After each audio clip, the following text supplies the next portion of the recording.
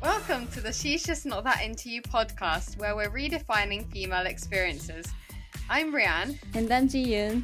We are two friends with global backgrounds, sharing our multicultural experiences and discussing everything that sparks our passion. From friendships, career goals and beauty standards, to feminism, health, books, films and more, we're prioritizing female perspectives. Every week we have honest and intimate conversations that we hope will inspire and empower not only each other, but women everywhere.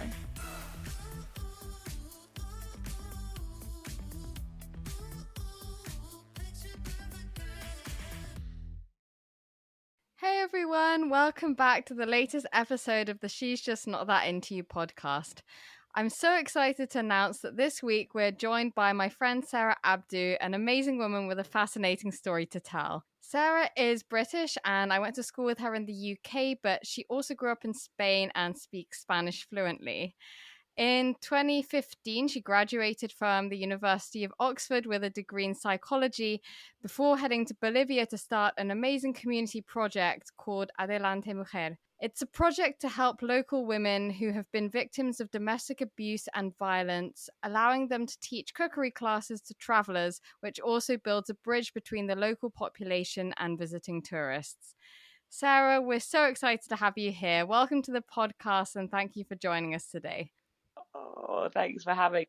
Lovely to see you, Rianne. Lovely to meet you, June. Yeah, it's great to have you here. I've really been looking forward to this conversation, especially because I recently traveled to South America, including Bolivia. And before I got into the film industry, I also did some similar work as you did. So I'm really excited for this conversation. And to kick things off, I think I can start with my first question. Could you please share how your relationship with Bolivia began? What initially brought you there? How long did you stay, including the time working on the project? Just a quick overview of how everything started and where things stand right now. Yeah, sure. So yeah, the Rianne's telling of the story was made it sound intentional. Made it sound like the intentional project, and quite funny because since the cooking workshops thing, it then like grew into an organization. And so anyway, I'll explain more on that. But how I got to Bolivia, having finished Oxford, it was psychology and philosophy, but that's okay. It doesn't really matter. Oh, sorry. I worked for a year in London, and I kind of had like a moment of, is this it? So I decided, a friend of mine had gone to work on a ranch in Argentina. So I went to work on this ranch in Argentina thinking, I don't know what I want to do with my life. Maybe working on a ranch with the gauchos. It wasn't really a ranch. It was a very kind of bougie, guest house. But anyway, Yeah. I was working with the gauchos. Anyway, so that happened. Then I went to Buenos Aires to do an internship in marketing because I thought that's what I wanted to do, in advertising. And then I came back to London, ready to do advertising in London, and thought, Right. this. And that started then my kind of, I'm going out again, but with no plan. I really don't know. Let's see what happens. And I arrived in Bolivia, fast forward, for a volunteering stint that I was going to do with a non-profit, small grassroots non-profit that worked with art therapy. And I thought, well, I studied psychology, maybe that would be interesting. But the main thing that ended up happening was that I was able to put this idea into practice with this small non-profit. And this idea had to do with local communities, basically bridging local communities with tourists around the world through food, through the universal language of food. There's a big foodie culture in Bolivia. And it was only then that I started understanding more about the social issues. Women started focusing on women. Obviously, women's violence in Bolivia is a massive problem. So very, very quickly, I got wind of the main issues, started speaking to a lot of women, and thought, what would happen if the the kind of the guides of the workshops were women in safe houses. Started training them up with chefs, and then one thing led to another, and they were the guides of these workshops, and then were the center of the whole organization. That's it. Wow, it's such a nice summary, and I now even have more questions. So, how did you actually take things off the ground when you thought of this idea?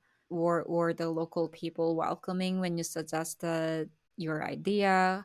So, how did everything start off the ground? Okay, yeah. So it all started with the idea, obviously. I think one thing that is important to mention is that, okay, there's so much in that question. Let me just break it down. So how did I get it off the ground? Firstly, there was a process of meeting the women. So Right. the first step was going to safe houses, doing essentially understanding the issue. So I did a lot of speaking to women, speaking to people who ran safe houses, speaking to people who work, government officials who worked in the Servicio Legal Integral Municipal, which is commonly known as SLIM, which is basically the government arm that works with women's violence and protection of children. And so learning more from them, learning more from people who work in non-profits, learning about the kind of issues underlying violence, and then speaking to I go to the safe houses and I just cook with the women sometimes. And what I sensed was that there was a lot of kind of wisdom there. They would really enjoy it. And it was a kind of distraction from like the day-to-day issues in the safe house, which is, a difficult place to be in itself. And little by little, started speaking to different chefs. I was making contacts all around Cochabamba because I was working with this little non-profit. So I talk to everyone. I'm a bit of a kind of bridge builder. So I'll talk to this person and I'll say to them next week, nice to meet you, just met you, but would you like to come to this safe house, maybe next week, and we can do a cooking session with the women. You can teach them a few techniques, and they would say yes, and we'd go. And then there was one specific chef who became very involved. And then there was the touristic side of it. And Cochabamba is super interesting because it's not very touristic. It's not like La Paz or Titicaca, for example. But what there are many, many volunteering organizations. So the volunteers who would come from Europe, America, all over the world to work in Cochabamba, it became quite well known in those circles and in the hostels, etc., etc. So it was kind of getting the word out there, encouraging different volunteer organizations to spread the word. And we'd start running these little workshops with a chef and one of the women and a group of participants. Right. And it was a pilot. We do a few, and we do them in random spaces, like where the chefs had their restaurants, or someone who would lend us a space very kindly. A lot of very, very kind people who just loved the idea and thought that it would be great to do something like this. And that's how it got off the ground. And I think the women who were involved enjoyed it so much. They started talking to their friends and saying, well, can she come to the training next week? And so they kind of, more women would come to the training, and more women would start giving these workshops. And then one woman might talk to her cousin, and her cousin might come along, and it kind of just grew from there. I'm really glad to hear everything that you've just said, because a lot of the time it's not about teaching them or telling them how to fix things, but rather it's about learning from their way of life and adapting to it. And that whole top down, we know the best, condescending approach has been the problem in international aid for so long, making everything unsustainable. And I find it so inspiring that you discovered everything yourself and actually took the time to really understand the local community and to talk to the women at the safe houses, etc. But at the same time, I'm sure that it must have been really difficult for you to execute the plans and everything, because good intentions don't always turn into something good as well. Do you have any experiences where things didn't go as planned? I wanted to hear more about them. hold that thought about the stories, the things didn't go to plan, because there are loads and I want to Yeah. talk about. But I did also want to say that, okay, so there are a couple of things. One, it's funny because like the conversations that I have with the women in the safe houses, and we never really spoke about the instances of violence. Right. Yeah. It was obvious that they didn't really want to talk about that, and I think that there's definitely like a respectful of that.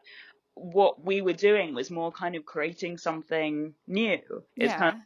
what's happened, but let's create something where you're the teacher, you're the guide, you're the one who knows. These volunteers have no idea how you peel a potato, and there'd be Instagram videos of this potato peeling process that to them was second nature, but to the volunteers, to the participants, it was fabulous. Like they'd never seen anything like it, never seen anyone peel a potato with a knife so quickly.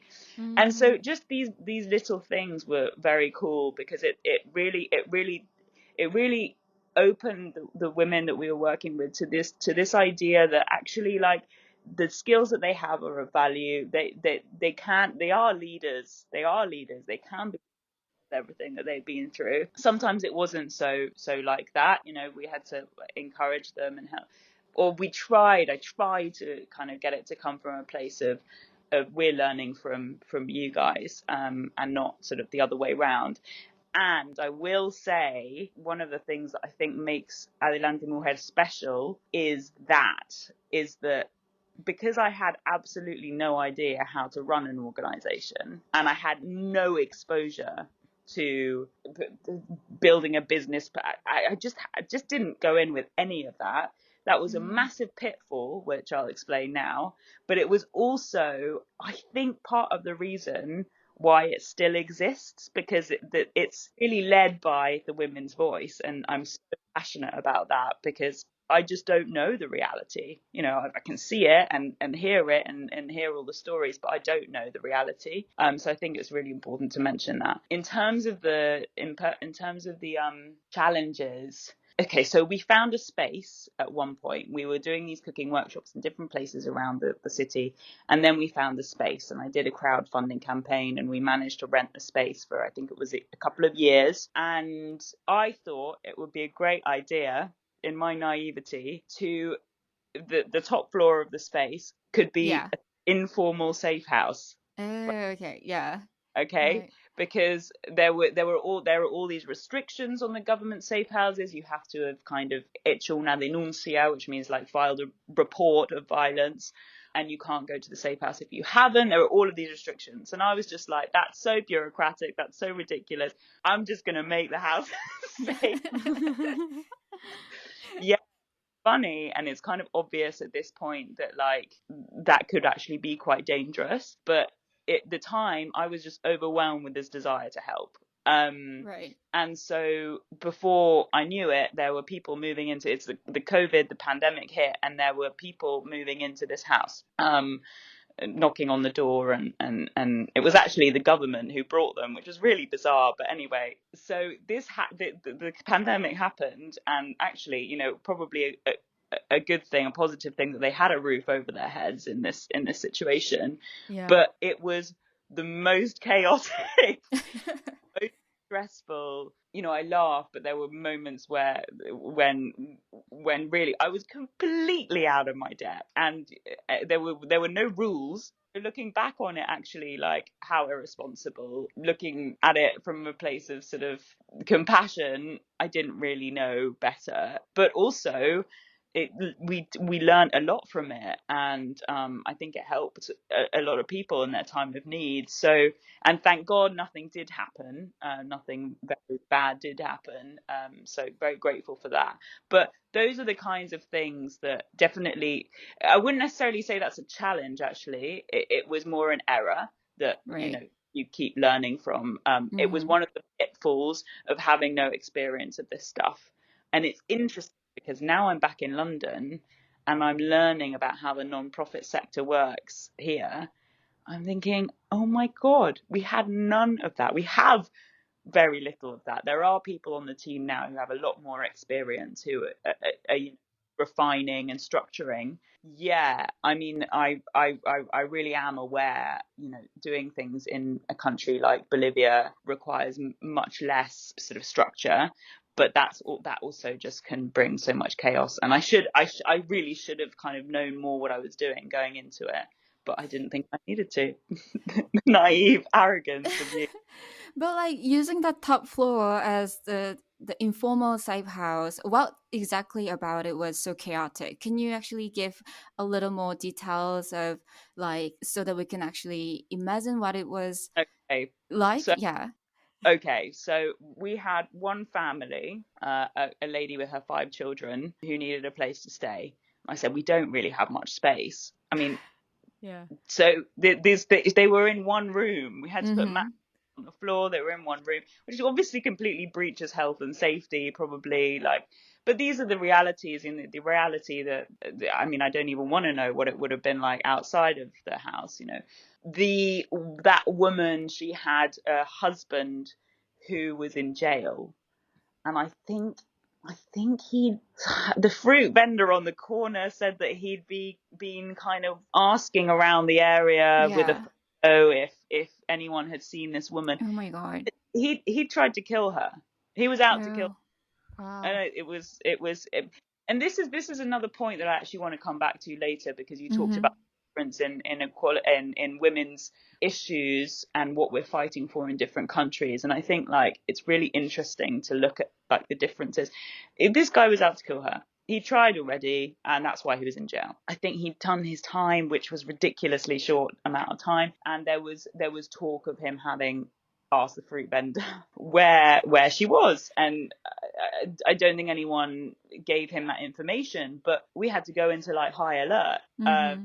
mode, Yeah. and at that point, everyone had to be trained on if this man ends up coming into the house or Right. on the door, what happens, who opens it. This person can't open it, that person can't open it. But I was freaking out. I was absolutely freaking out. And that Yeah. I realized this was a bad idea. This was Mm-hmm. all Mm-hmm. friggin' bad idea. And you've got yourself into this situation because you just wanted to help. But unfortunately, that's not enough. So Right. there were situations like that. There were also heavy conflicts between the women themselves. A lot of susceptibility, a lot of emotional wounds that were just getting triggered the entire time by each other. Oh yeah, another big error I made was that my friend runs these little festivals, and so he said, "Can I use the house to do the festival? Because it's a big house with a little Yeah. plot of land, and it's good for that kind of thing." So I said, "Yeah, that's great, and the women can sell the food and blah blah blah." And then the festival people at the festival are kind of smoking weed or whatever. And it's Oh just, my god. oh god, they're kids. Oh my god. And when they were cleaning up the next day, I didn't know what they Oh found, but my. those kinds of things. This will be a great opportunity for them to sell their anticuchos, which is Mm-hmm. food that they make. But you end up with neighbors kind of wanting to to report you to the police. So it's Yeah. those kinds of things. Totally imagine. Oh my god. Yeah, I learned a lot. I think it's funny because there's a certain element of kind of it trial and error, and I think it's important to not look back at these things and go, oh, you fucked up or Yeah. bad, but acknowledge it, and then what have we learned, and where can we yeah. Yeah. Wow, that's such a deep story and experience. Like, yeah, A lot of yeah, stories. yeah, it's a lot of stories and a lot to process actually. I think it really kind of goes to show, your kind of generous and kind-hearted nature helped bring this about. And also, I guess, yeah, the fact that you're so open to kind of getting to know people in the local community. And I guess also the fact that you speak Spanish must have helped definitely. And yeah, it's just really interesting. And I was also really interested in how you said that you kind of tried not to focus too much on the kind of the violence that they had suffered from, and you were more focused on kind of empowering them. Yeah, so I guess it's really interesting because there are a lot of organizations that that talk about like the fight against violence and absolutely, you know, the outrageous things that happen on a daily basis that you see in the news in Bolivia. Obviously, like going on marches against femicide is completely legitimate and needed. And what we realized as a team was that if we kind of we'd rather invest our energy in, well, what do we want instead then? We want to create a community of women who are emotionally and economically, financially moving towards independence, who are a strong community, who know they have a family if anything happens, who are supporting each other and going out into the community to be spokespeople of the message of how to create a life free from violence, because it's very normalized. And many people, many women in Bolivia and especially in Cochabamba, I realize, think that it's their lot, think that that's just what growing up is. Right. Wow. You know, growing up into a relationship, growing up and getting into a relationship is getting married and then probably getting treated really badly. Yeah. If you're lucky, getting treated fairly badly. If you're unlucky, getting abused. And there's a quote everyone kind of laughs about, but it's like very unfunny, which is "me pega porque me quiere," which means he hits me because he loves me. And so the idea of actually someone being violent or a man being violent with a woman kind of represents the fact they care about them, because if they didn't give a shit, they wouldn't be jealous. And you know, because sometimes comes from a place of jealousy. And so there's this idea that actually, like, he cares, you know, he's jealous. And so that's a kind of positive thing. It's very rooted in societal norms. So the idea is that we create a community where women can share with their kids, that can share with their communities. Sometimes we have the mothers of women coming, that doesn't have to be their reality. Right. And so I guess that was what was kind of important to me, to focus on that. And then, you know, if there was a legal case that needed dealing with, we'd try and signpost to the right organization that could help with that, because, you know, you can't do everything. Yeah, it's so shocking to hear about how, you know, what you were saying about how when it comes to women's rights, people in different countries are fighting for different things, and in Bolivia women are like genuinely fighting for their lives. I guess it must be almost like an ancestral or generational thing as well, where, like, you know, if a guy has grown up seeing his dad beating his mum all the time, he probably thinks that's normal behavior when you get married. And probably the same for like women as well. If they've seen their mothers being abused physically, then they probably just think that's what life is like. But because of that, was it quite a big culture shock for you to go to Bolivia and see the women there having a different attitude towards what it means to be a woman compared to your own attitude, or kind of the general Western view on that? There have been moments where I just can't really understand it, and you know, the stories are so horrific, but the person standing in front of me smiling, it's kind of like, oh, wow. how have you got through this? And you're smiling and you're giving this cooking workshop, and it's not admiration, it's kind of fascination, because there must be so much repressed that Right. you know, these are the bad cases. But I think what was actually the hardest is coming back and seeing the kinds of things that we worry about and going, oh my God, this world is just so diverse, you know, so diverse. The kinds of things we worry about, the kinds of things that we're fighting for, and everything's relative to its culture. Yes. Right? Yeah. But I suppose once I'd seen that, it was quite hard to come back and think that the battle that we're fighting is important's not the right word. It was just stark contrast. And yeah, I think that's one of the things also that made me kind of like let go a little bit of this idea of structuring things that much, because the reality was that a lot of the women, you know, we were working with and are working with are in survival mode every day. It's a matter of life or death, pretty much. Yeah. So just to put that into perspectives and really understand how serious this issue is, I was looking into some reports actually, and it says about 42% of women in Bolivia aged 15 to 49, they have experienced physical or sexual violence from an intimate partner. That's a huge number compared to the global average, which is 27%. So it really shows just how pressing this issue is for women in Bolivia. So going back to the beginning of your work, you mentioned starting this project with a grassroots organization, and I'd love to hear a little more about that. Was it actually led by like local women? What was the dynamic like? Were you like the only white woman involved? Were there like moments where you found yourself thinking like, oh wow, I'm definitely approaching this from a white woman's like perspective? So just to be clear, the grassroots non-profits that I started at, I did 3 months there, and then this ended up being created, Adelante Yeah, Mujer. yeah.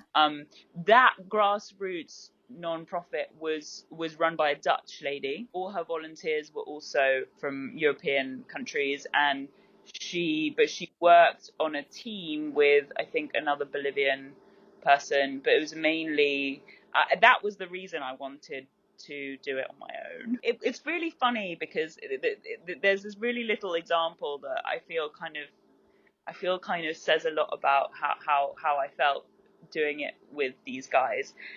We started doing the cooking workshops, and they started printing like stickers and printing out, putting like recipes in plastic folders, but so that the participants could take them away. And there were just so many little things that I felt were kind of Yeah. that this let's just do it as a raw thing. That, you know, the centerpiece is the women. That it's just them sharing their light. It's just them sharing their skills and their value, and it's about Right. them. It's not about the experience for the tourists. Okay, yes, there is that element. Definitely.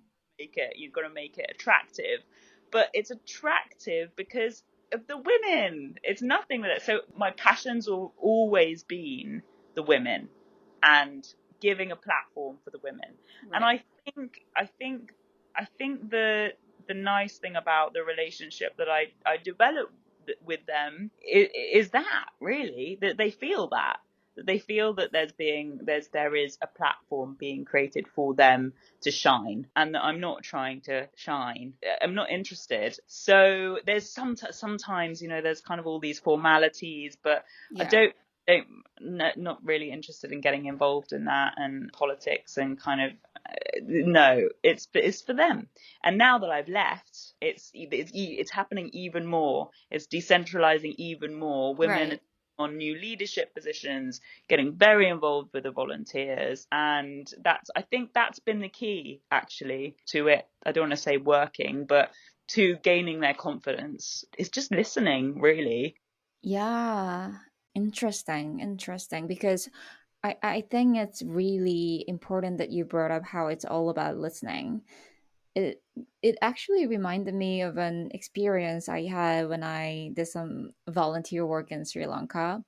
During the training for that program, there was this mentor who I still remember, and he asked us a question that really stuck with me. And at that time, he said, if you could build either a hospital or a school in a developing country, which one would you choose? And everyone was just trying so hard to give like the right answer. Like some people said, oh, um, I think I'd build like a school because education is the most important. And other people, they were like, no, hospitals are the most important because, you know, of XYZ. But then he was like, you guys are completely missing the point. Have you ever thought about asking them what they need and if it's what they really want? Have you considered like their actual priorities, or are you just projecting your own ideas onto them? Like that moment was such a wake up call for me. It really made me realize how easy it is to come in with assumptions instead of just listening to the people you're trying to help, basically. So yeah, I think it's amazing that you've already figured everything out yourself. Listening, I mean, it doesn't solve everything, but it's such an important first step. Yeah, it's so important. It's so important. Yet, I will say that there were times when I listened to what they wanted to do, and it just wasn't feasible. And I tried and tried to do it. Right, right. It It's wasn't so hard to have feasible. that really balance. It's really hard. Another thing, and this is super interesting, is that like there were times when, okay, one of them had cancer, for example. She had breast cancer, and she had Right. to get a, I can never remember the word for this, Mastectomy? mastectomy. Thank Yeah, you. yeah, mastectomy. Yeah. And I was like, we're going to get her the money. Like, she needs the money. She was, asking for some help. And so we did this cooking workshop where I basically asked people to join the cooking workshop online. There were people from more developed countries and pay a little bit more so that we could get her this operation. And we got it. And great, everyone happy. Yay, yay, yay. But then, how many other people have health issues? Pretty much everyone has some sort of health issue, Right. right? So we end up in this position where we've given something to this woman that we can't then give to anyone else, because I can't start tapping on shoulders of all my it doesn't work like that. And so I started to realize that, like, yes, it's listening to the needs of the women, but also responding in not just like this reactive way, Definitely. because It has to be sustainable. it's not sustainable. And this is the part that I'm learning now. Sustainability sometimes involves like taking a step back and not just jumping in to help. And I know, again, that sounds obvious, but at the time I was just overwhelmed by the different things I could do to help with this need and that need, and overwhelmed by just seeing need everywhere and thinking, how can we, and basically putting myself under buses to help. And then there was a process also of drawing back from that and going, oh my God, I can't do that anymore. And people going, what's happened? And so, yeah, learned so much. But the problem is I learned it doing it. I should have probably tried to learn it before doing it. Like you had a training. But it's really hard to know until you actually tried it and do it, And I also had a lot of, mistakes and everything, like you shared with us when I was in Sri Lanka as well. But speaking of what you said earlier, I think you put a lot of emphasis on making this their experiences as women. Is this related to your experiences as a woman as well? That's an interesting question. That's a really interesting question of my experience of being a woman.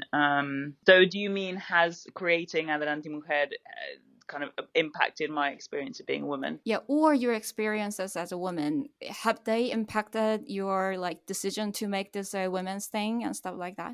Yeah. Either way around. I think it's funny. I think the discrimination that I was aware of growing up was quite subtle, very subtle, but I felt it very viscerally, and there was a real drive or feeling or latent kind of need to create something with women, for women, in which women could just have their voices heard together, and almost prove to themselves what they could do. Mm-hmm. And I think in a way this whole thing was proving to myself also that, that I could do something like this. Yeah, that is possible. That it is possible bring an idea to fruition. It's really funny, because when I think about like the experiences that I spent with the women, being like one of a sort of family, one of a community with them, there was something that was like scratching an itch in a way, like to be co-creating with a group of women who'd been through extreme hardship, and together, walking together towards a better future was so powerful. It was so powerful. Yeah. And I got goosebumps. Oh my God. And just hearing their stories, and the best bit about this project is when the women who have been through a lot and have come out the other side, or are coming out the other side, come back to tell their stories to the new girls and talk about, you know, how they've transformed, how they are now, how they were when they came in. And it's just like, yeah, I've been with you on that journey and I've seen your transformation and I'm so proud of you. It really brings a lot up for me, because it makes me aware of like the value of community, because I don't think it's because of me that person, it's because of everything that they've learned together. And the friendships that they made along the way. So Absolutely.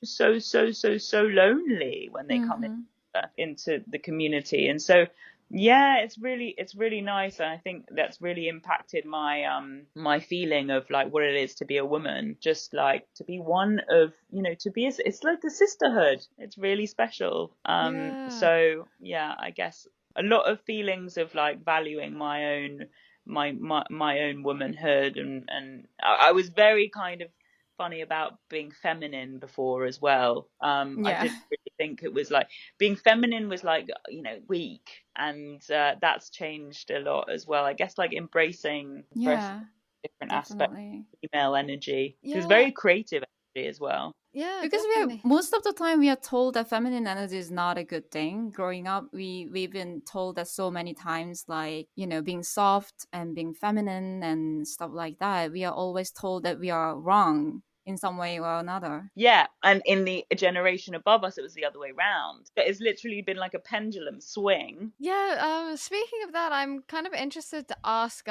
so like growing up, what was your relationship like with other women? Did you feel like maybe you had some kind of internalized misogyny that you had to unlearn, or that you unlearned through the process of doing Adelante Mujer? Because in our previous podcast episode where we talked with June's friend Camilla about abortion, we talked a lot about internalized misogyny and how a lot of the time women are kind of taught to compete against each other rather than, you know, be a sisterhood. Right. Yeah, absolutely. As we went to an all-girls school together, Rianne, about women competing with each other. In fact, Rianne and I would generally be running the cross country together, wouldn't we, Rianne? We'd generally. That's so cute. Cross country. And Rianne's tactic was walking for a bit and then running really fast, and mine was like steady trying to run. Oh my god, I can't imagine Rianne like running so fast. I remember she's catching up with me again. So we had our own microcosm of competition together, Rianne. How would I answer that question? It's tough. I think definitely I did experience women kind of competing, or girls competing against each other and not necessarily working together. But I have always felt a sense of underlying unity underneath all the kind of egotistical sort of there's only a space for one. When you kind of get all that out the way, it's usually in the face of challenge, some sort of challenge, that women do come together, especially, you know, when there's a common enemy. What's funny is that with the project there was always it kind of always made a choice, and I'm not sure how conscious this choice was, but I suppose it was a choice in a way, not to accept like funding from the government, or not to even look for it. I mean, not to accept, no one was offering it to us, to be honest. So, but not to look for it, not to look for, but to really try and create it all ourselves. Because I think sometimes the like top-down funding models are quite misogynistic in a sort of, in a structural way. Yeah, that was an element of not exactly combating that, but choosing to do it in a way where we really were the kind of creators of the resources and what we were using to push the project forward. There's definitely been an insecurity, and again, this is not exactly to do with misogynism, but about me being kind of from a developed Western country coming in and doing a project. There's definitely been kind of a big chip on my shoulder around that. I guess that's more kind of a colonialist theme. But that I would be perceived as, well, this girl just thinks she knows everything. She's coming in and she's Right. doing a project, and she's not from here. She Right. doesn't know the reality. And that goes back to the conversation we were having earlier. I'd say, like, actually, it's even just the fact that you said that you felt like you had a chip on your shoulder, or that you were aware that you were an outsider. I feel like even just the fact that you were aware of that means that you weren't one of those people who's, coming in from the outside and thinks they know everything and all that. Because I feel like the sort of person who would have that problem wouldn't even be aware that they have that problem, if that makes sense. Yeah, it's interesting. I'm very hyper aware about that. I think what gave me the kind of like aha moment, there are a lot of different perspectives, was just when I decided to let everything go, let career ideas, let all of that go, and just go and see what happened, to travel around Chile and Bolivia. And that was Brazil as well. I ended up doing some wacky things in Brazil, but working mainly with locals and just seeing like, they're not working towards goals. That's interesting. But how did they do anything then? And sort of, and understanding that there's a sort of, there's actually a flow to life that, that maybe one doesn't have to be so sort of structured and know exactly what they're doing and have a 2-year, 1-year, 3-year, 5-year plan. And it seems to be working for some people. They seem to be very happy, and all of those kinds of thoughts started proliferating in my brain. And at that point, I was like, there really is no one way to do this thing called life, and there is no one way to be a woman. And I kind of became convinced that it was just basically about being like, doing what makes you happy and being happy, and then following that. Because it just felt like that there couldn't just be one way. That's mainly what opened me up. I was on a sound therapist's I was volunteering. It wasn't even a volunteering stint. I was just living with a sound therapist for a while in Chile, in a valley. It's called the Valley of Elqui. It was kind of in the middle of nowhere, very little sound reception, only Wi-Fi in a few kind of areas of this lodge. And I kind of watched this woman, and she would sort of play her drum and her sound therapy, and then another guy who was a doctor, Ayurvedic doctor, started giving me therapies, and I teach him a bit of yoga. And I was like, this life works in its own kind of funky way. Yeah. But it's nothing like I've ever experienced. Anyway, that's a long way of saying traveling opens your mind. Definitely. I mean, it must have been kind of so different because I guess we were always I guess when we were at school, and then also I guess when you went to Oxford, like, you're always on a kind of hamster wheel, right? Or like a treadmill. You're living in your own bubble. Basically. And there's certain things that are important, right? And that everyone probably be, well, not everyone, but most people will be walking that path. And to be honest, coming back, I look at that path and I look at friends of mine who have walked on that path, and I really feel like your life is much more structured than mine. I envy you, because you have your ducks in a row. I've chosen a slightly different path of kind of exploration, whatever, but there are definitely benefits to doing life in a conventional way. Never thought I'd say that. So actually, I'm kind of curious. So you said that you went to all these different countries. Out of all of them, why did you end up choosing Bolivia as the place to kind of start this project? Well, I didn't really. It was Bolivia chose you. I guess the clincher was that I started doing it with this little grassroots enterprise. Grassroots non-profit, and then one thing led to another, and I started meeting people, meeting the women, and it just all kind of came together there. And it's a funny city, that city. I mean, it really is. That there are a lot of foreigners who get trapped there, but don't just get trapped there for like, a few months, that end up living there. I say a lot, not that many, relatively. Like, I think I had 2 other friends who were English. What do you think is special about the area? that makes people stay? There's a very interesting energy in that. Now I'm going to go into my hippie side. It really has an interesting vibe. People are very open. Right. Well, I say people are very open. There is and there isn't that side of the city. But yeah, I think for people who want to who are socially minded, Yeah. also want to, because it's fairly cheap. I mean, even for Bolivia, it's fairly cheap. It's known to be a very cheap city. And it's very abundant as well. Like there's flowers everywhere, there are crops growing everywhere, and people live a fairly simple lifestyle. And I think there's just something very, very endearing about that. I joke with everyone because I come back and I feel like I've been under a rock. And so, there's all this stuff going on in the world, and I've been in my own little Cochabamba bubble. So yeah, kind of doesn't really feel like real life. But having said that, that's when I'm back here. When I'm there, Yeah. it is life. So That makes me want to go there so much right now. oh, go. We have free accommodation for all the volunteers in the house. So Oh, really? That's amazing. yeah, they get their accommodation. So yeah, many of them just stay for months because it's good to stop whilst they're traveling. Yeah, I can so imagine June just like moving in there randomly. I know, right? Oh my god, yeah.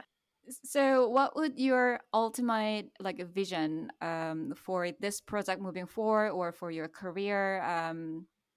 Ooh. Since you told us that you've been passionate about this, working with women for women altogether. So, what's your ultimate goal? Okay, well, there's two sides of that question. One is my ultimate goal for the project, Yes. our ambition for the project, and that's a good question because now how much of it is my ambition, how much of it is their ambition, the Right, team. right. I think it's got to be co-creative. But Definitely.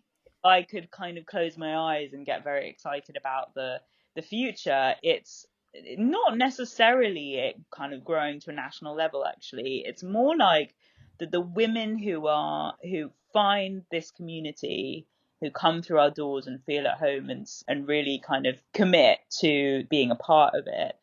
And then who do have a message to share with other women, start doing that. So, we've already had some opportunities to go to safe houses with the women and to do talks or to do little workshops or just to kind of meet them and have a meet and greet. But I think much more of that I'd be really keen for them to do. So maybe even go to schools and give their testimony, and to basically be spokespeople for the message of building lives free of violence and their experience, strength and hope around that. I think that's my ambition. And also to have maybe a couple more enterprises. So we're thinking recently of setting up a cleaning one. That would be another example of a way to kind of grow and have more impact, because there's a lot of women who would like to more work and not that many opportunities to work currently compared to the women who need work.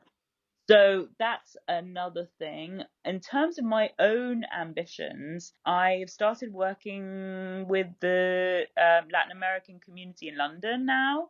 That's amazing. Yeah, so I've been giving a few courses just to kind of help them. Applied is kind of like English for specific causes. So I did English and women's empowerment. So we did a course on how to kind of write a CV, how to leverage LinkedIn networking, how to find a job, how to resilience, a lot of those kinds of themes. But because a lot of Latin Americans don't actually speak English, it was in English through that as well. So that's kind of what I'm involved in now. And then another one I gave the other day on how to talk about breast cancer in English, because I think the stat is 1 in 5 of Latin Americans in London have seen a GP, because they don't, because there's all kinds of stuff going on. And so there was an instance in the community recently that someone died of breast cancer because they detected it too late, and so they did this whole raising awareness event. And yeah, my job was to really help to kind of help them gain the confidence to have these conversations in a country that's not their own, and to have these conversations because also it's Catholic. Many of the countries in South America are Catholic, and you don't really talk about, a lot of reproductive health stuff, surprisingly. Anyway, so that's happening, and it's kind of I'm just loving it. I'm absolutely loving it. So hopefully there'll be more opportunities also to create some projects that might involve like integration to the London community, and maybe even some cooking workshops, who knows, kind of Yeah, who knows? so that, but it's all kind of in the pipeline at the moment. There's nothing specific in terms of a project I'll be working on like next year. I'm just kind of doing a few meetings with people, writing a few proposals for grants and that kind of thing. So we'll see. Wow, that sounds amazing. Like you're making your life sustainable through your experiences that you had in Bolivia. It's like very continuous. Yeah, Yeah. yeah. Well, hopefully it can be sustainable through continually working on that, because there are lots of ideas and there's funding here. I mean, go figure. Like, there's a lot of funders that are really interested in funding community initiatives that integrate and community welfare, etc. I mean, all of this I'm learning at the moment, but actually the UK, London itself, is incredibly rich in terms of what they're willing to fund for small organizations. So great. Hope it's the first of many more projects for you moving forward. Thank Yeah. you. Yeah, Thank you. Rihan, were you wanted to say something? Oh yeah, I just wanted to ask. I'm kind of interested to hear about kind of the feminist issues in Bolivia, and I guess, I mean, like, I appreciate if you feel like it's not your place to say, but if you were to kind of objectively say like what you think kind of in an ideal world, what steps do you think kind of Bolivian society should be taking to guarantee like a safer future for women? Do you think there needs to be like certain laws passed, or kind of is it more a case of kind of educating people that it's not the reality that they should be accustomed to? Or yeah, I'm just kind of interested because when we did the episode last week about abortion in Argentina, so June's friend Camilla, who's from Argentina, was saying how over there women really wanted the legalized safe, free and accessible abortions, and that was kind of the most important thing for them.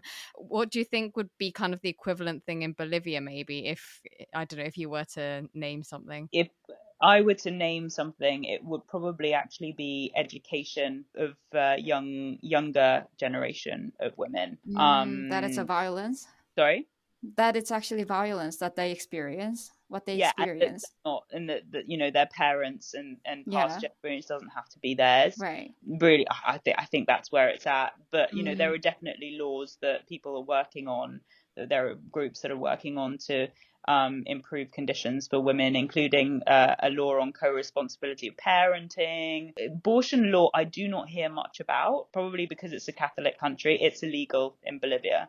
Right. So if you get an abortion, there are organizations that do it under the radar, but it's not legal currently. I mean, pretty sure it's not legal, but it's not even an issue that we've talked about. Because there are more pressing issues, I guess. Yeah. Well, I guess, the main one is the femicides, right? Right. And early detection and prevention. Yeah. But for me, it really is teaching the younger generation that it's not, that there is another way. So important. Yeah. So I think it might be good to go to schools next. Yeah. Thanks for the question. So thank you so much, Sarah, for coming today to talk to us about your experiences and sharing your story and the journey you've been on. It sounds really amazing, and we can't wait to hear what you get up to next. Thank you so much. Been lovely. Been really great chat. Thank you so much. Thank you so much for listening to our latest episode, and if you like that, please share with a friend. We'd also really appreciate if you could rate and review our podcast. Please get in touch if you have any requests for future episodes. We'll be back again with another episode next week.